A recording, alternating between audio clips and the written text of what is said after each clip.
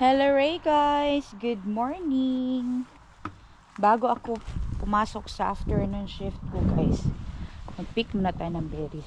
Dito tayo sa likod ng bahay namin mag-pick ng berries. May na-pick na akong 1 bucket. Hindi ko na napakita sa inyo kasi ginawa na siyang juice ni Nico. So dito tayo sa likod ng bahay and nag-pick tayo dito ng red currants kasi napakadami naming red currants. Let's finish the 1 tree first, Daddy. Mr. Santolo. There. I picked already from that side. Ganito din yung bucket na ginamit ko last time. And napuno na siya guys. Yeah. This one. Let's pick from here. Dito ako nag-pick nun guys. Itong puno na to. Pero isang balde lang ang na-pick ko. Pero marami pa rin natira. And nagawa na siya ni Nico na juice. How many liters of juice, Daddy? Tanan, eilan, yesterday, how many liters? 6? 6 liters and merong sobra, and yung sobra na more than half a liter is gagamitin na namin for juice sa bahay. So ito guys, pipick natin tong red currants. Napaka sarap na berry na to kapag ginawa siyang juice. And yung mga raspberries na napick namin doon sa farm, hinalo namin siya, mas lalo siyang naging mas masarap. No, it was more tasty when you mix the raspberries. So madali lang naman ang pag-pick nito. Ito siya, hindi siya kailangan ng picker. There's a picker for this but it looks so difficult. Prefer talaga namin na i-pick ito by hand. No need to use gloves for this, just your bare hands. Kasi ang paggawa ng juice nito is yung steaming process gamit yung mehumaya. Napakita ko na sa inyo last year guys, but please comment down below kung gusto nyo na namang makita. Dinadahan-dahan na pala namin siyang gawing juice para hindi na kami bumili ng juice guys, kasi nga mahilig talaga kami sa juice and milk. So para makatipid sa juice, instead na bumili sa store, ginagawa na namin siya dahan-dahan. And konti pa lang pala yung napiko na blueberries guys for our winter. So magpipick pa ako. Maybe another day. Maybe on Saturday or Sunday. And let's cut this after. Yeah, let's cut these stems. Itong red currants guys, kailangan mo siyang i-trim. Lalo na kapag yung mga stems niya, kagaya nito, nagkaroon na siya ng ito oh, what is this?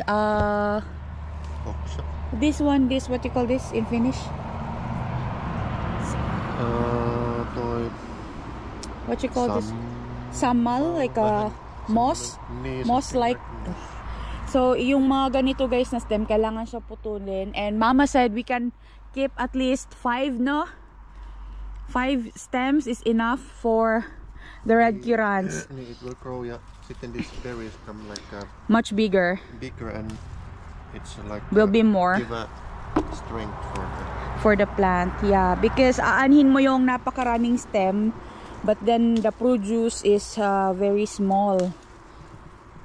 So last year yung pinutol namin ni Nico, kita ko sa inyo guys ha. And it's, this one, last year we cut this one. The berries in this bush is like much bigger. Is it? Or which one? That one? No, nothing. We didn't cut any? No, I think we cut some. I think we did cut some. But I think it was like the old stems, no? The one that doesn't have the dead stems. Pero itong berries na to guys, mas malalaki siya compare doon sa kabilang bush. Yan no? And mas marami siyang bunga. And meron din kami ditong black currants. Ito yung black currants. Konti lang yung black currants namin. Ayan. Masarap din itong gawing juice and jam. But we prefer to make juice. And bago kami umalis ng Philippines guys, nag-harvest kami ng aming rhubarb. Look at the rhubarb, Daddy. There's more. We need to pick the rhubarb again. Kasi pwede namin siyang gawing juice din. I think bibirin na lang kami ng strawberry guys na frozen. And yun yung ihahalo namin sa rhubarb. So, ito pala yung update sa garden din natin at the same time. While Nico is there picking, papakita ko na lang sa inyo yung update. So, ito na yung update dito sa aming strawberries. Actually, hindi kami nakapag-pick dito kasi when we were in Philippines, yun yung time na namunga yung strawberries namin ng sobrang dami and kinain lang siya ng mga birds. But that was okay. And dito naman guys, ito yung part dito na hindi siya nalagyan ng wood chips. So, kaya meron siyang mga damo. But it's okay. So, dito yung aking tanim na mga beans or yung herne. Ayan o. Ang lalaki. Yan. Beans yan guys. Beans. And meron ako ditong bulaklak na sameti. Hindi pa siya namulaklak but that's okay. Tapos dito is yung carrots. In couple of weeks kailangan natin tong bawasan. And andito yung mga punayuri, yung mga beets. Ngayon may nakita na akong beets pero hindi pa to fully grown, kailangan pa niya ng panahon. And ito na yung itsura ng aming potatoes. Sobrang daming patatas. Natumba na yung mga dahon but that's okay. Importante is hindi nagkaroon ng maraming bulaklak kasi the flowers, ayun, merong bulaklak doon. Kailangan kasing putulin guys para mag-mature ng maayos yung patatas. Yan oh. Ito yung bulaklak ng potatoes. Kailangan mo siyang putulin, tanggalin para mag-concentrate yung patatas sa paggawa ng or sa pagpapalaki ng kanilang mga crops. Ayan. Ang ganda ng bulaklak ng patatas pero hindi natin kailangan ang bulaklak. Yung nasa ilalim ang mas importante. Yeah. So ganyan na yung itsura dito sa labas ng aming bahay. And dito naman yung aming berries. Ito yung aming Vadelma raspberries. Lalagyan namin to ng fence dito guys bago mag-autumn para itong mga blueberries na andito is hindi sila kainin ng rabbit. And merong bunga ng blueberries. Ayan o. Ayan. Ano ako yung dalawa. Tamis. Matamis. But yeah, ang plano namin is lalagyan namin dito ng fence para hindi makapasok dito yung tawag nito, rabbit. Kasi may rabbit na nagpupunta dito sa amin guys kapag autumn. And nag-feed talaga kami ng rabbit din. At the same time, hunting na rin. Yan. So, ganyan na yung itsura dito. Tapos yung doon sa kabila guys is maraming damo pagdating namin galing ng Philippines. And recently lang, parang 2 days ago lang natanggal ni Nico yung mga damo. Sobrang daming bunga ng beans. Yan o. Ang ganda. Wala tong fertilizer guys. Ganyan lang. Hindi ko nga yan diniligan. Yan. Tapos nung wala pala kami dito, yung mother-in-law ko guys ang dumalaw sa bahay. Tapos siya ang nagdilig ng mga strawberries. Tapos marami na namang tumubo na mga runners. Ito yung mga strawberry runners. Pwede mo itong itanim, but I don't think paparamihin ko pa ng paparamihin lalo tong aming strawberries. Tama na sa amin yung konti lang. Itong 3 row na mahahaba. Tama na siya. So, ika-cut lang to guys. Para sa next na fruiting season is maging healthy yung mga bunga. Sabi ng mother-in-law ko, sobrang dami daw talagang bunga. But you were not able to enjoy it this year. It's okay. So, next year na lang. So, itong 3 row na to guys, dito sa may likod banda, As you can notice, medyo lush talaga siya. Mas marami yung kanyang dahon kasi nga ito yung tinanim ko last year. Pero yung andoon sa dulo, yung tatlo, yun yung mga tinanim ko this year. Galing naman sa mga seedlings na yung mga runners niya. Tapos dito naman yung aming gooseberries. Pwede rin itong gawing juice. Just need to find the good instruction or recipe how to make juice with this. Marami naman sa internet. And ginagamitan din siya with mehumaya. Ang sarap. Marami kami nito guys. Parang 4 na puno. And dun sa taas din, meron pa mga berries doon na kailangan pang ipik. But for now, ang ipipik namin is itong dito. Yung red currants. Para matapos na siya. And makagawa tayo ng juice. En ole syönyt yhtä. Tai siis on syönyt, mutta en ole laittanut sinne. Amin hindi ko kumakain lang daw siya guys. Is it good? Nämä on tuoreena kaikki parhaat. Vähän ehkä sour semmonen. Niin. Yes, that is her. Hapanna. That is normal. Sour. That's why we put the raspberry there. Yeah, to neutralize the Smoothie. the sweetness. Ayan. Dali lang to i-pick guys. Daddy, I know somebody will comment that we should use a picker for this. It's difficult, no? Even grandma have how many plants of this? 300 plants? Before, when she was younger? Musta. Oli sillä varmaan punaisiakin. Okay, 300 bushes. But they pick it by hand. Niin. Yeah, they pick it by hand. Because if you use a picker with this, it's difficult.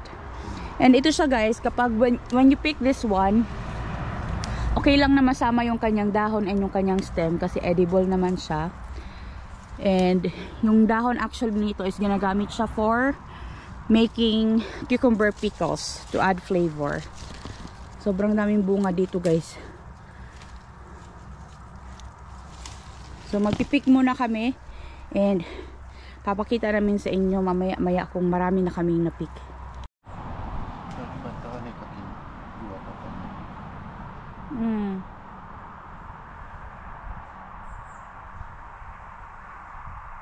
In the afternoon when Anika comes home, you can ask her. You can ask her to help to pick the berries. Niin, voi vähän ottaa, jos haluaa. Minäpäs tässä.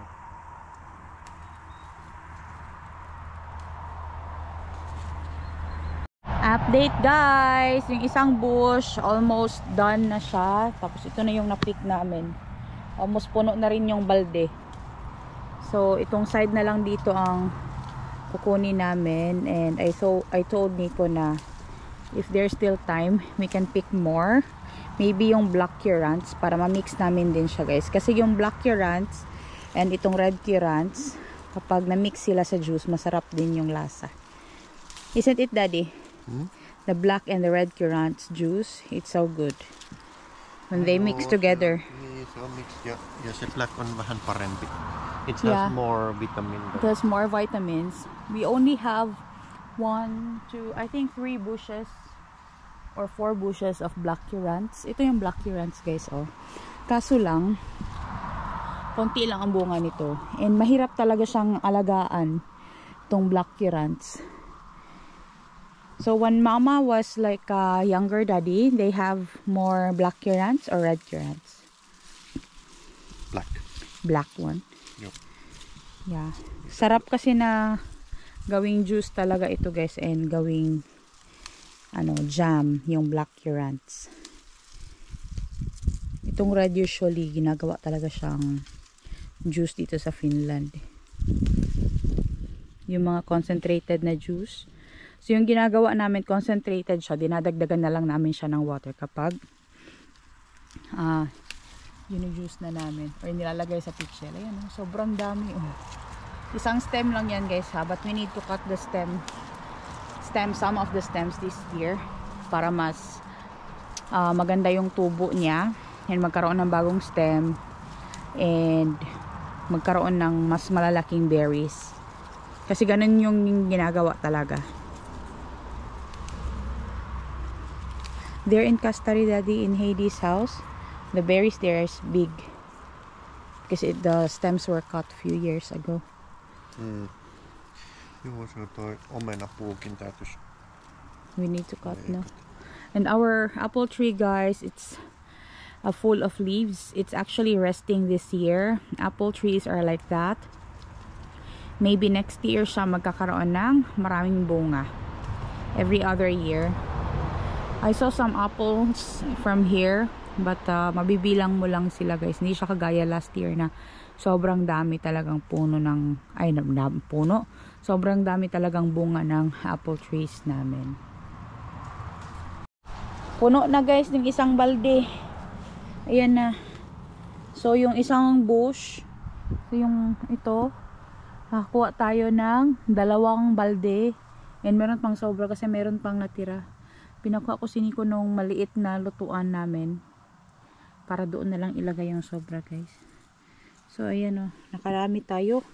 Meron tayong isang balde. Yeah, bukat. Yeah.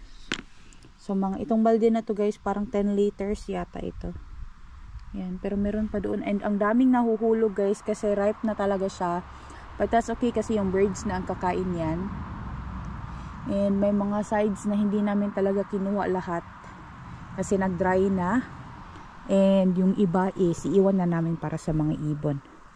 Ganun naman talaga dito sa Finland, guys. Hindi siya hina-harvest talaga lahat. Nag-iwan ka ng ilang piraso. Mga 5 or 6 or 10 stems. Yung ganun ba? Yung parang ganito. Para may makain yung mga ibon na dadalaw dito sa yard namin. Kasi kahit winter, nag-feed din kami ng mga ibon. So, meron pa kaming 2 dito. And dun pala sa taas, guys, sa likod ng mga pine trees na yan, meron pa doong red currants na kailangan din namin siyang i-pick up. Ayan. So, ang dami nating na-pick. Sobrang saya kasi libre ito, guys. Kami na lang ang magproseso nito and bumili na kami ng sugar para sa gagawin na juice. Ito pa yung dagdag, guys. So sobra ng isang balde. So isang balde at itong bowl.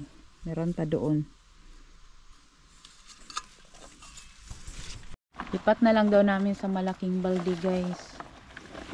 Ayan. You can still fill this one with something. Yes.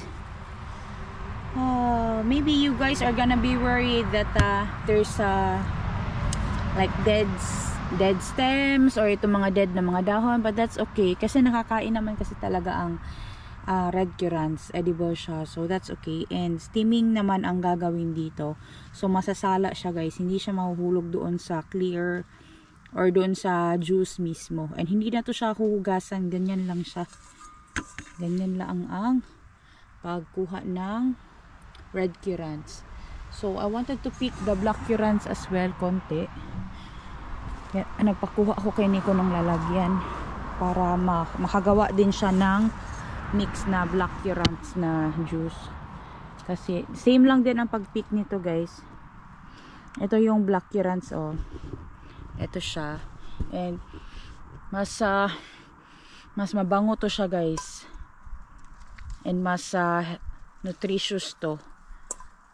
Kaso lang dito sa amin, konti lang yung aming black currants. Kailangan namin magtanim nito, but alam nyo ba yung seedlings nito is napakamahal, kaya kung ano na lang ang meron dito sa yard namin, yun na lang muna, diba? Tapos may mga trabaho din kami, guys. Wala kaming time na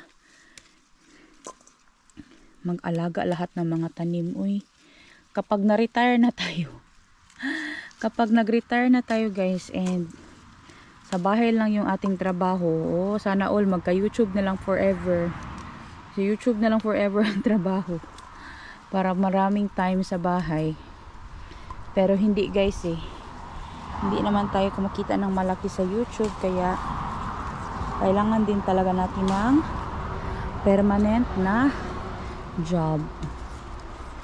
Ito kailangan siyang anuhin kasi nga Mahulog to guys, sayang naman, and napakasarap pa naman itong black currants.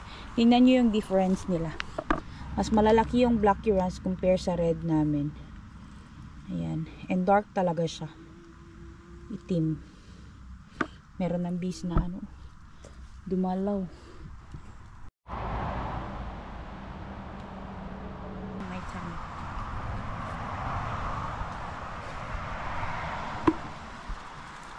This one is a dead stem. We need to cut this one too. Joo, tarvii leikata. Smells so good. It's much bigger, Daddy. Mm. Mm. Huh? How you pick them? It's like this. Me, You just need to... I'm in the camera. You just need to pull. Because then maybe they don't know. You don't need the blueberry picker for this. Just do it by hand. Just hulbot it. What is pull? Like a vetta. Just veta it. Veta. Kasi may mahulog ba, sayang. You can taste it. It's a little bit like more sweeter than it's more sweeter, yeah, I know. And it also has like a very nice aroma.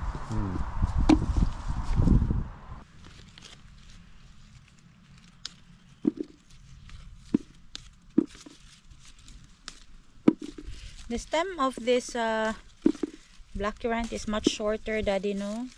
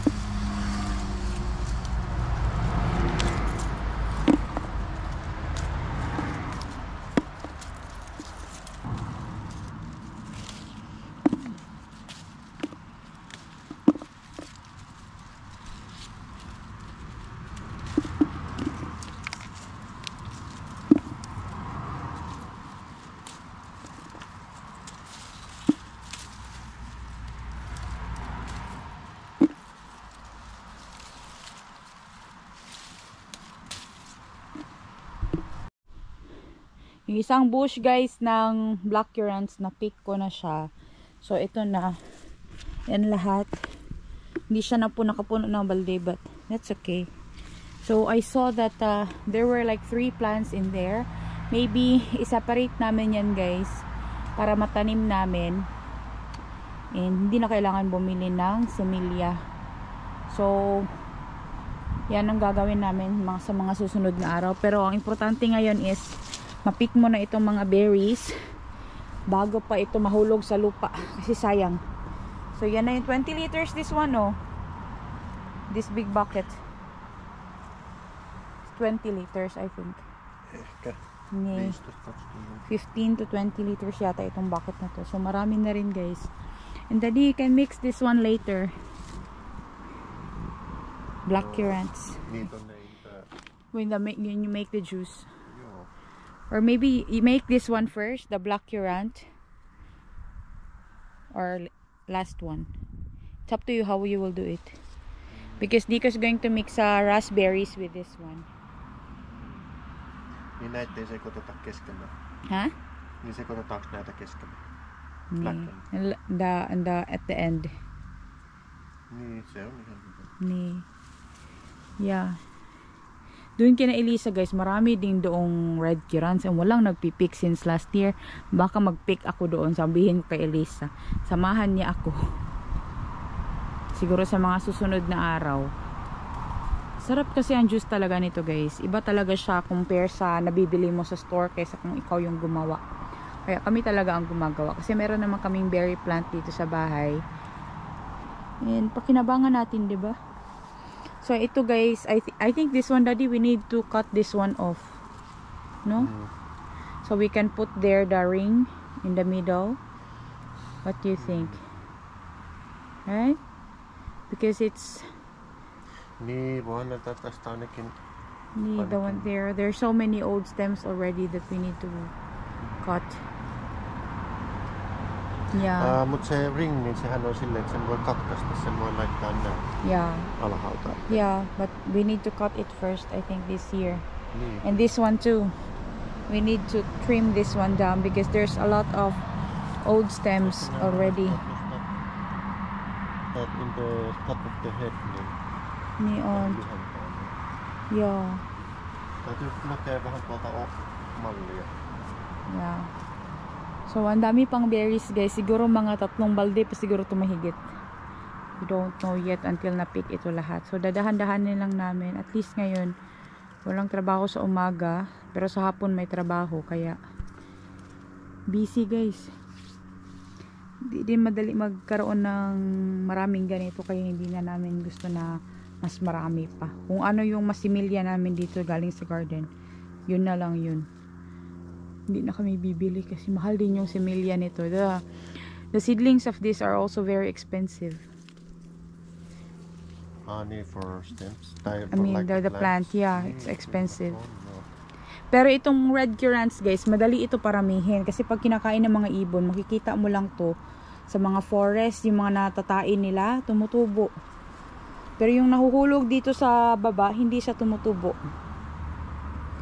I don't know why, but sa nature guys, marami kang makikita sa forest na mga black currants din na pwede mo siyang i-pick, of course.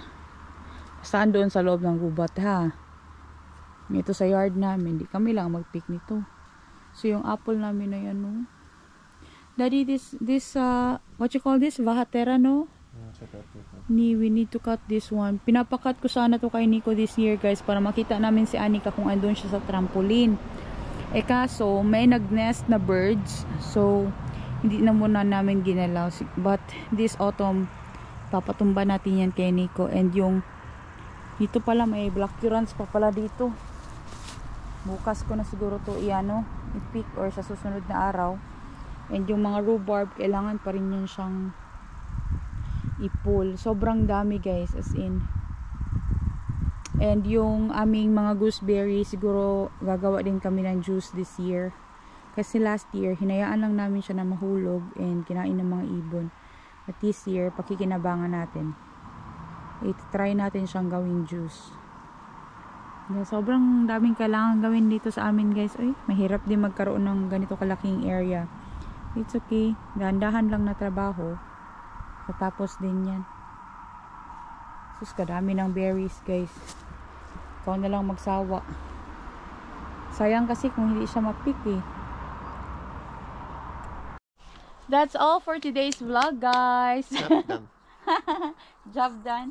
Thank you so much for watching. We'll see you on the next one. Hey, hey! Hey, hey.